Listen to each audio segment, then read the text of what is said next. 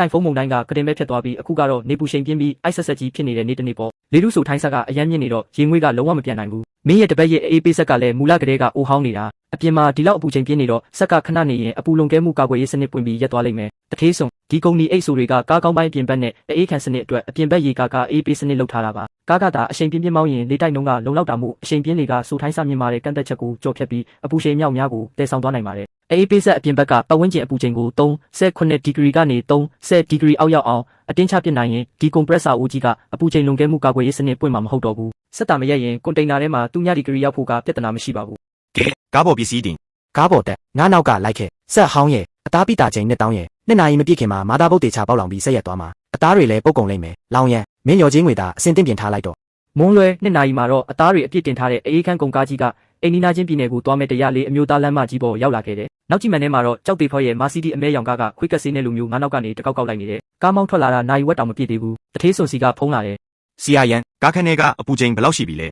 အပြင်မှာနေကအရန်ပူနေတယ်လောလောဆယ်6ဒီဂရီပါ6ဒီဂရီဟုတ်လားသွားပြီလက်ဆက်တဲ့အသားတွေက6ဒီဂရီပတ်ဝန်းကျင်မှာဆိုရင်တနာရီခွဲတွင်းသွေးရည်တွေထွက်ပြီးချင်သွားလိမ့်မယ်အဲ့ဒီအချိန်မှာပဲနောက်ကမာစီဒီကားကဘေးချင်းရှင်မောင်းလာခဲ့တယ်ရန်ဖုံမင်းရဲ့အေးပေးဆက်ကမကြခင်အသက်ရှူရက်တော့မှာမလားငါကြားရတဲ့ကွန်ပရက်ဆာအတန်ကတခုခုလွဲနေတယ်လို့ပဲအခုချက်ချင်းကားရက်ပြီးငါ့ကိုတောင်းပန်ရင်အဲ့ဒီအသားပုတ်တွေကိုငါခွေးကျွေးဖို့ကူတယ်ပေးလို့ရသေးတယ်နော်ငါသူ့ကိုအေးဆက်ဆက်တစ်ချက်ကြည့်လိုက်တယ်တထေးဆိုမစိုးရိမ်ပါနဲ့ကားကခတင်ပဲအရှိန်မြင့်လိုက်တာအသားတွေကိုဘာမှမပျက်စီးစေပဲကောင်းကောင်းမွန်မွန်အရောက်ပို့ပေးမယ်လို့အာမခံတယ်ပြဿနာတက်ရင်ငါတာဝန်ပြောပြီးတာနဲ့ငါလီပါကိုအဆုံးထိနင်းချလိုက်တယ်ကီလိုမီတာ80အထက်ကအနီရောင်စီစီကိုအရှိန်ပြင်းပြင်းနဲ့အတန်ကကတ်သွားခဲ့တယ်ပြင်းထန်တဲ့လေကဂုံမီအိတ်အဆိုပေါ်ကရေလွှာကိုဖြတ်တန်းသွားပြီးပြင်းထန်တဲ့အငွေ့ပြန်အေးပေးစနစ်ကတရားဝင်စတင်ခဲ့တယ်ကားမိုးပေါ်ကပလတ်စတစ်ပုံကြီးလေးပုံတွေကရေတွေကအငြီးအများစီးကျလာပြီးအေးခံစနစ်ကိုပတ်ထားတဲ့ဂုံမီအိတ်တွေကိုအဆက်မပြတ်ဆူဆွတ်စေခဲ့တယ်ကားတိုင်ခွက်ပေါ်ကအီလက်ထရောနစ်အပူချိန်တိုင်းကိရိယာကတဖြည်းဖြည်းကျဆင်းလာတယ်ဒီခနဲ့အတန်နဲ့အတူအပူချိန်ကတူည9ဒီဂရီဆယ်စီယပ်စ်မှာရပ်တန့်သွားခဲ့တယ်ကွန်ပရက်ဆာအိုကြီးကအပူဒဏ်ကိုကောင်းကောင်းအောင်ခံနိုင်သွားခဲ့တယ်ဒီအချိန်မှာတော့မာစီဒီကားတွေကကြောက်တေဖာကမျက်မှောင်ကျုပ်သွားတယ်ဒီကောင်ကားကိုဒီလောက်မြင်မြင်မောင်းနေတ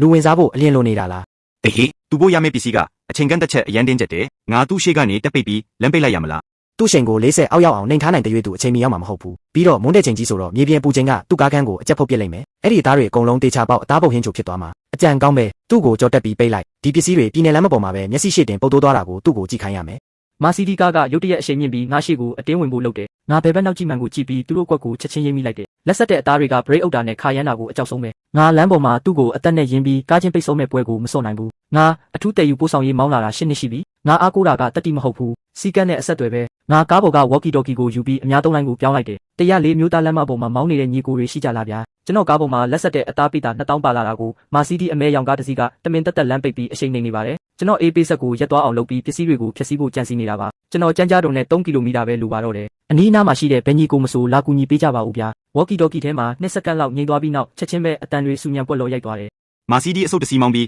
အမျိုးသားလမ်းပေါ်မှာငါတို့ကားကြီးမောင်းတဲ့သူတွေကိုလာနိုင်ကျင့်ရဲတယ်ဟုတ်လားညီအကိုမစိုးရိမ်နဲ့ငါကြမ်းကြားတုံတို့ကိတ်ကခုတင်ပဲဖြစ်တာငါကားကအလွတ်လီပါတစ်ချက်နင်းတာနဲ့ရောက်လာခဲ့မယ်ငါကြမ်းကြားတုံမျက်နှာချင်းဆိုင်လမ်းမှာရှိနေတယ်အရှိလန်းဆောင်ကနေခုတင်ပဲကားပြန်ကွေးပြီးသူ့ကိုပိတ်ပစ်မယ်ငါ့ကိုလည်းထဲလိုက်ဦးငါကြောက်မီးသွေးတွေတင်လာတာမင်းနောက်9ကီလိုမီတာမှရှိတယ်အခုချက်ချင်းလာကူမယ်ခီးဝေးမောင်းတဲ့ကုန်ကားဒရိုင်ဘာတွေကလမ်းပေါ်မှာရာသီဥတုတံကိုအမြဲခံရသူတွေမှုအာနာရှိလို့သူတစ်ပါးကိုအနိုင်ကျင့်တဲ့လမ်းတရဲတွေကိုအမုန်းဆုံးပဲလောကမှာရှိတဲ့ကုန်ကားသမားတွေကညီကိုတမြေတဲသားတွေပဲဆိုတဲ့စကားကအမျိုးသားလမ်းမပေါ်မှာဘယ်တော့မှအလကားပြောတဲ့စကားမဟုတ်ခဲ့ဘူးဒီအချိန်မှာတော့အရှိကမာစီဒီကားတွေကကြောက်တေဖာကနောက်ကြည့်မှန်တယ်မှာတင်းတင်းကြပ်ကြပ်အပိတ်ခံထားရတဲ့အေးခန်းကုန်ကားကိုကြည့်ပြီးအားရပါရလောင်ရနေတယ်မောင်းလေမင်းမမောင်းနိုင်တော့ဘူးမလားဒီတခါတော့မင်းရဲ့အသားတွေဘယ်လောက်ကြာခံမလဲငါကြည့်ရသေးတာပေါ့ဒါပေမဲ့သူ့မျက်နှာပေါ်ကအပြုံးကမိနစ်ဝက်တောင်မခံလိုက်ဘူးတမ်မဏိတောင်ကြီးတစ်လုံးလိုရွှေရှားလာတဲ့အနီရောင်တွဲကားကြီးတစ်စီးကမာစီဒီကားရဲ့အရှိတက်တဲ့ကိုဥတီမောင်းလာခဲ့တယ်မာစီဒီဒရိုင်ဘာကလမ်းဖြန်သွားပြီးစကီယာရင်ကိုညာဘက်ကိုအတင်းလှည့်လိုက်တယ်ဒါပေမဲ့ညာဘက်ကိုကွေးလိုက်တဲ့အချိန်မှာပဲနောက်ကွဲမတက်ဘရိတ်အုပ်တန်ကြီးထွက်လာခဲ့တယ်ကြောင်မီးသွေးတွေအပြည့်တင်ထားတဲ့ကုန်ကားကြီးတစ်စီးကဘယ်ချိန်ကလေးကရောက်နေမှမသိပဲညာဘက်လမ်းကိုနောက်ကနေပိတ်လိုက်ပြီးထို့နောက်တတိယမြောက်ကုန်ကားပြားကြီးကနောက်ကနေကြော်တက်လာပြီ